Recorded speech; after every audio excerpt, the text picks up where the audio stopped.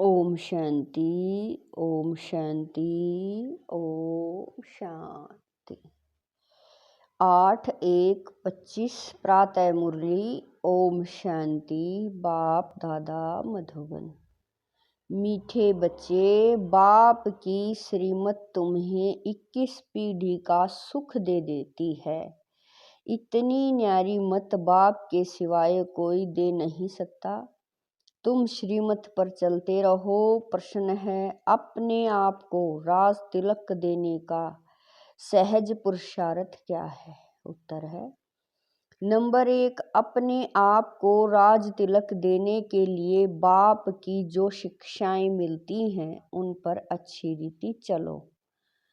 इसमें आशीर्वाद व कृपा की बात नहीं, फॉलो फादर। नंबर 2 में कह रही हूँ, बाबा फॉलो फादर करो, दूसरे को नहीं देखना, मन मना भव। इससे अपने को आप ही तिलक मिलता है। पढ़ाई और याद की यात्रा से ही तुम बेगर टू प्रिंस बनते हो। ओम शांति। गीत है ओम नमो शिवाय। ओम शांति। जब बाप और दादा ओम शांति कहते हैं तो 2 बार भी कह सकते हैं, क्योंकि दोनों एक में हैं। एक है अव्यक्त, दूसरा है व्यक्त। दोनों इकट्ठा हैं। 2 का इकट्ठा आवाज भी होता है, अलग अलग भी हो सकता है। यह एक वंडर है। दुनिया में यह कोई नहीं जानते कि परम पिता परमात्मा इनके शरीर में बैठ ज्ञान सुनाते हैं। यह कहाँ भी लिखा हुआ नहीं है। बाप ने कल पहले भी कहा था, अभी भी कहते हैं कि मैं इस साधारण तन में बहुत जन्मों के अंत में इनमें प्रवेश करता हूँ, इनका आधार लेता हूँ। गीता में कुछ न कुछ ऐसे वंशज हैं जो कुछ रियल हैं। यह रियल अक्षर है, मैं बहुत जन्मों के अंत में प्रवेश करता हूँ। जबकि यह वानप्रस्थ अवस्था में है, इनके लिए यह कहना ठीक है। पहले पहले सतयुग में जन्म भी इनका है, फिर लास्ट में वानप्रस्थ अवस्था में है, जिसमें ही बाप प्रवेश करते हैं तो इनके लिए ही कहते हैं। यह नहीं जानते कि हमने कितने पुनर्जन्म लिए। शास्त्रों में 84 लाख पुनर्जन्म लिख दिया है। यह सब है भक्ति मार्ग। इनको कहा जाता है भक्ति कलट। ज्ञान कांड अलग है, भक्ति कांड अलग है। भक्ति करते करते उतरते ही आते हैं। यह ज्ञान तो एक ही बार मिलता है। बाप एक ही बार सर्व की सदगति करने आते हैं। बाबा आकर सब की एक ही बार प्रारब्ध बनाते हैं। भविष्य की तुम पढ़ते ही हो। भविष्य नई दुनिया के लिए बाप आते ही हैं, नई राजधानी स्थापन करने। इसीलिए इनको राजयोग कहा जाता है। इनका बहुत महत्व है। चाहते हैं भारत का प्राचीन राजयोग कोई सिखलावे, परंतु आजकल यह सन्यासी लोग बाहर जाकर कहते हैं कि हम प्राचीन राजयोग सिखलाने आए हैं। तो वह भी समझते हैं हम सीखें, क्योंकि समझते हैं योग से ही पैराडाइज स्थापन होता, योग से ही पैराडाइज स्थापन हुआ था। बाप समझाते हैं योग बल से तुम पैराडाइज के मालिक बनते हो। पैराडाइज स्थापन किया है बाप ने। कैसे स्थापन करते हैं वह नहीं जानते। यह राजयोग रूहानी बाप ही सिखलाते हैं, जिस्मानी कोई मनुष्य सिखला न सके। आजकल एडल्ट्रेशन करप्शन तो बहुत है ना, इसीलिए बाप ने कहा है मैं पतितों को पावन बनाने वाला हूँ। जरूर फिर पतित बनाने वाला भी कोई होगा। अभी तुम जज करो। बरोबर ऐसे है ना। मैं ही आकर सभी वेद शास्त्रों आदि का सार सुनाता हूँ। ज्ञान से तुमको 21 जन्मों का सुख मिलता है, भक्ति मार्ग में है अल्पकाल क्षण भंगुर सुख। यह है 21 पीढ़ी का सुख जो बाप ही देते हैं। बाप तुमको सदगति देने के लिए जो श्रीमत देते हैं वह सबसे न्यारी है। यह बाप सब की दिल लेने वाला है, जैसे वह जड़ देलवाड़ा मंदिर है, यह फिर है चैतन्य दिल वाला मंदिर। एक्यूरेट तुम्हारी एक्टिविटी के ही चित्र बनी है। इस समय तुम्हारी एक्टिविटी चल रही है। दिल वाला बाप मिला है, सर्व का सदगति करने वाला, सर्व का सुख हर कर, बाबा कह रहे हैं सर्व का दुख हर कर सुख देने वाला। कितना ऊंचे ते ऊंच गाया हुआ है, ऊंचे ते ऊंच है भगवान शिव की महिमा। बलचित्रों में शंकर आदि के आगे भी शिव का चित्र दिखाया है। वास्तव में देवताओं के आगे शिव का चित्र रखना तो निषेध है। वह तो भक्ति करते नहीं, भक्ति न देवताएं करते न सन्यासी कर सकते हैं। वह है ब्रह्मज्ञानी तत्वज्ञानी। जैसे यह आकाश तत्व है वैसे वह ब्रह्म तत्व है। वह बाप को तो याद करते नहीं, न उनको यह महामंत्र मिलता है। यह महामंत्र बाप ही आकर संगम युग पर देते हैं। सर्व का सदगति दाता एक बाप ही आकर मन मना भव का मंत्र देते हैं। बाप कहते हैं बच्चे, देह सहित देह के सब धर्म त्याग, अपने को शरीर आत्मा समझ मुझ बाप को याद करो। कितना सहज समझाते हैं। रावण राज्य के कारण तुम सब देह अभिमानी बने हो, अभी बाप तुमको आत्म अभिमानी बनाते हैं। अपने को आत्मा समझ मुझ बाप को याद करते रहो तो आत्मा में जो खाद पड़ी है वह निकल जाए। सतो प्रदान से सतो में आने से कलाएं कम होती है ना, सोने की भी कैरेट होती है ना। अभी तो कलयुग अंत में सोना देखने में भी नहीं आता, सतयुग में तो सोने के महल होते हैं। कितना रात दिन का फर्क है, उसका नाम ही है गोल्डन एज्ड वर्ल्ड। वहाँ ईंट पत्थर आदि का काम नहीं होता। बिल्डिंग बनती है तो उसमें भी सोने चांदी के सिवाय, और बाबा कह रहे हैं बिल्डिंग बनती है तो उसमें भी सोने चांदी के सिवाय और कीचड़ पट्टी नहीं होती। वहाँ साइंस से बहुत सुख है। यह भी ड्रामा बना हुआ है। इस समय साइंस घमंडी है, सतयुग में घमंडी नहीं कहेंगे। वहाँ तो साइंस से तुमको सुख मिलता है, यहाँ है अल्पकाल का सुख, फिर इससे ही बड़ा भारी दुख मिलता है। बॉम्ब्स आदि यह सब विनाश के लिए बनाते ही रहते हैं। बॉम्ब्स बनाने के लिए दूसरों को मना करते हैं, फिर खुद बनाते रहते हैं। समझते भी हैं इन बॉम्ब्स से हमारी मौत होनी है, लेकिन फिर भी बनाते रहते हैं। तो बुद्धि मारी हुई है ना। यह सब ड्रामा में नूंद है, बनाने के सिवाय रह नहीं सकते। मनुष्य समझते हैं कि इन बॉम्ब से हमारे ही मौत होगा, परंतु पता नहीं कि कौन प्रेरित कर रहा है। हम बनाने बगैर रह नहीं सकते, जरूर बनाने ही पड़े। विनाश की भी ड्रामा में नूंद है। कितना भी भले कोई पीस प्राइज दे, परंतु पीस स्थापन करने वाला एक ही बाप है। शांति का सागर बाप ही शांति सुख पवित्रता का वर्षा देते हैं। सतयुग में है बेहद की संपत्ति, वहाँ तो दूध की नदियाँ बहती है। विष्णु को क्षीर सागर में दिखाते हैं। यह भेंट की जाती है, कहाँ वह क्षीर सागर, कहाँ यह विषय सागर।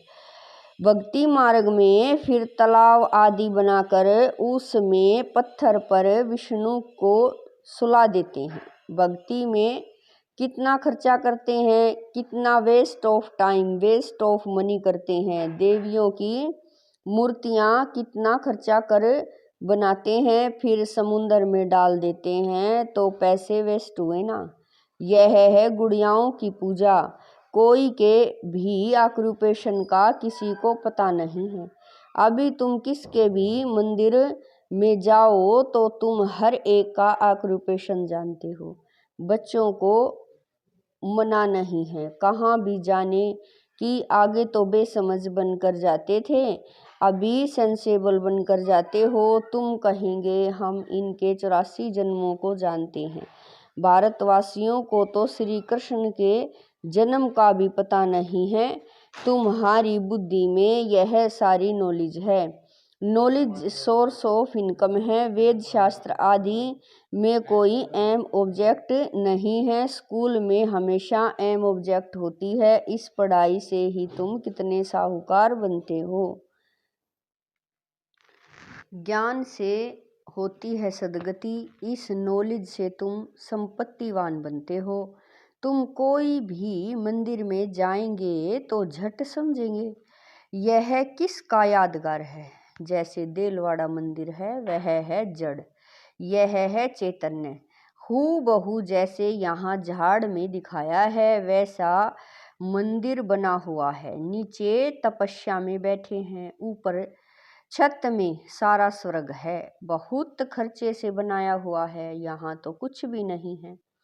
भारत 100% साल्वेंट पावन था, अभी भारत 100% इंसॉल्वेंट पतित है, क्योंकि यहाँ सब विकार से पैदा होते हैं, वहाँ गंदगी की बात नहीं होती। गरुड़ पुराण में रोचक बातें इसलिए लिखी हैं कि मनुष्य कुछ सुधरे, परंतु ड्रामा में मनुष्यों का सुधरना है नहीं। अभी ईश्वरीय स्थापना हो रही है।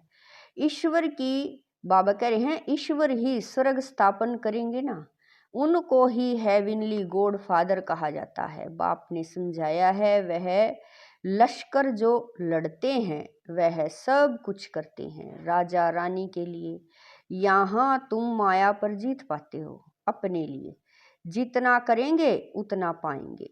तुम हर एक को अपना तन मन धन भारत को स्वर्ग बनाने में खर्च करना पड़ता है। जितना करेंगे उतना उच्च पद पाएंगे। यहाँ रहने का तो कुछ है नहीं, अभी के लिए ही गायन है। किन की दबी रही धूल में, किन की राजा खाए, सफल उन्हीं की हो जो काम धनी के आए। अभी बाप आया हुआ है तुमको राज्य भाग्य दिलाने, कहते हैं अब तन मन धन सब इसमें लगा दो। इसने ब्रह्मा ने सब कुछ न्यौछावर कर दिया ना। इनको कहा जाता है महादानी। विनाशी धन का दान करते हैं तो अविनाशी धन का भी दान करना होता है। जितना जो दान करे, नामी ग्रामी दानी होते हैं तो कहते हैं फलाना बड़ा फिलैंथ्रोपिस्ट था, नाम तो होता है ना, वो इनडायरेक्ट ईश्वर अर्थ करते हैं। राजाई नहीं स्थापन होती है, अभी तो राजाई स्थापन होती है, इसीलिए कंप्लीट फिलैंथ्रोपिस्ट बनना है।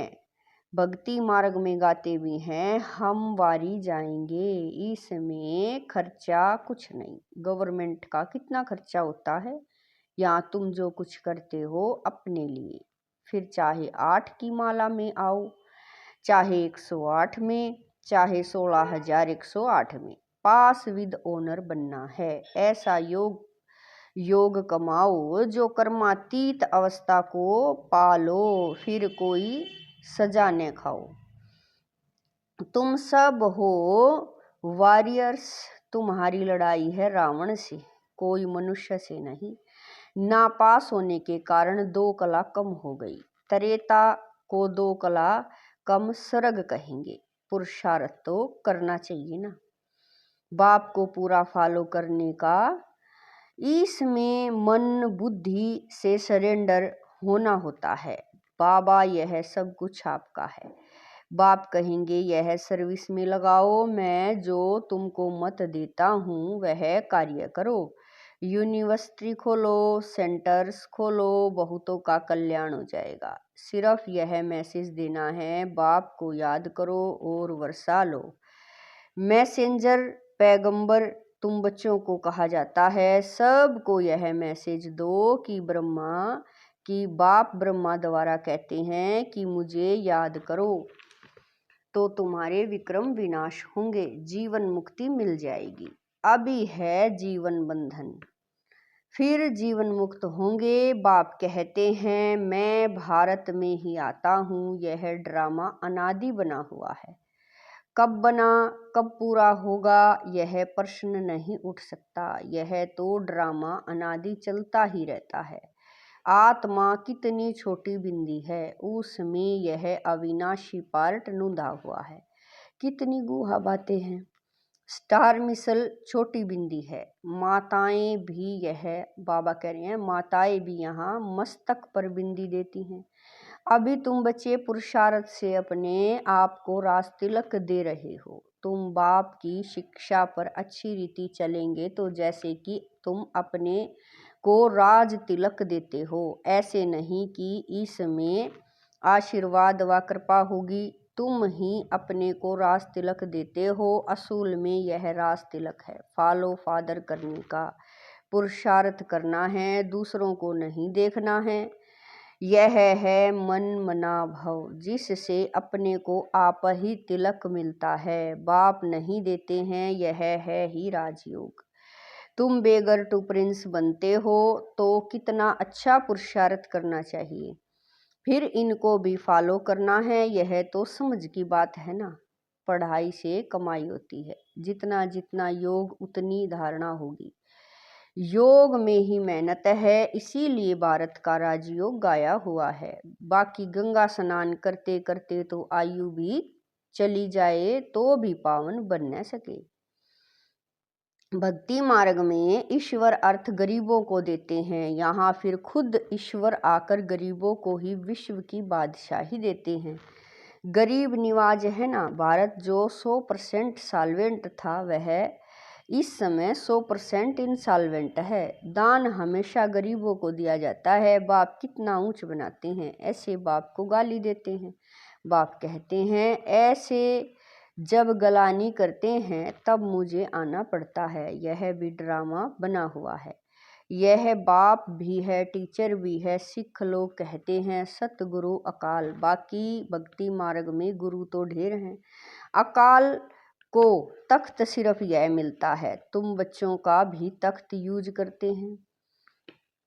कहते हैं मैं इनमें प्रवेश कर सबका कल्याण करता हूँ। इस समय इनका यह पार्ट है। यह बड़ी समझने की बातें हैं, नया कोई समझ न सके। अच्छा मीठे मीठे शकील दे बच्चों प्रति माता पिता बाप दादा का याद प्यार और गुड मॉर्निंग। रूहानी बाप की रूहानी बच्चों को नमस्ते। हम रूहानी बच्चों की रूहानी माता पिता बाप दादा को दिलवा जान शिकवा प्रेम से याद प्यार गुड मॉर्निंग नमस्ते। ओम शांति। मेरे बाबा, मीठे बाबा, प्यारे बाबा, लाख लाख शुक्रिया मेरे बाबा। धारणा के लिए मुख्य सार है। नंबर 1, अविनाशी ज्ञान धन का दान कर महादानी बनना है। जैसे ब्रह्मा बाप ने अपना सब कुछ इसमें लगा दिया, ऐसे फॉलो फादर कर राजाई में ऊंच पद पाना है। नंबर 2, सजाओं से बचने के लिए ऐसा योग कमाना है जो कर्मातीत अवस्था को पाले। पास विद ओनर बनने का पूरा पूरा पुरुषार्थ करना है, दूसरों को नहीं देखना है। वरदान है कड़े नियम और दृढ़ संकल्प द्वारा अलबेलेपन को समाप्त करने वाले ब्रह्मा बाप समान अथक भवै। वरदान है कड़े नियम और दृढ़ संकल्प द्वारा अलबेलेपन को समाप्त करने वाले ब्रह्मा बाप समान ऐथक भव। ब्रह्मा बाप समान ऐथक बनने के लिए अलबेलेपन को समाप्त करो। इसके लिए कोई कड़ा नियम बनाओ। दृढ़ संकल्प करो, अटेंशन रूपी चौकीदार सदा अलर्ट रहे तो अलबेलापन समाप्त हो जाएगा। पहले स्वयं के ऊपर मेहनत करो, फिर सेवा में जब धरनी परिवर्तन होगी। अभी सिर्फ कर लेंगे हो जाएगा। इस आराम के संकल्पों के डल्लप को छोड़ो, करना ही है। यह स्लोगन मस्तक में याद रहे तो परिवर्तन हो जाएगा। स्लोगन है समर्थ बोल की निशानी है, जिस बोल में आत्मिक भाव और शुभ भावना हो। स्लोगन है, समर्थ बोल की निशानी है, जिस बोल में आत्मिक भाव और शुभ भावना हो। अपने शक्तिशाली मनसा द्वारा सकाश देने की सेवा करो। जितना जितना समय समीप आता जा रहा है, उतना व्यर्थ संकल्प भी बढ़ रहे हैं, लेकिन यह चुकतू होने के लिए बाहर निकल रहे हैं। उन्हों का काम है आना और आपका काम है उड़ती कला द्वारा सकाश द्वारा परिवर्तन करना। घबराओ नहीं, उसके सेक में नहीं आओ। ओम शांति।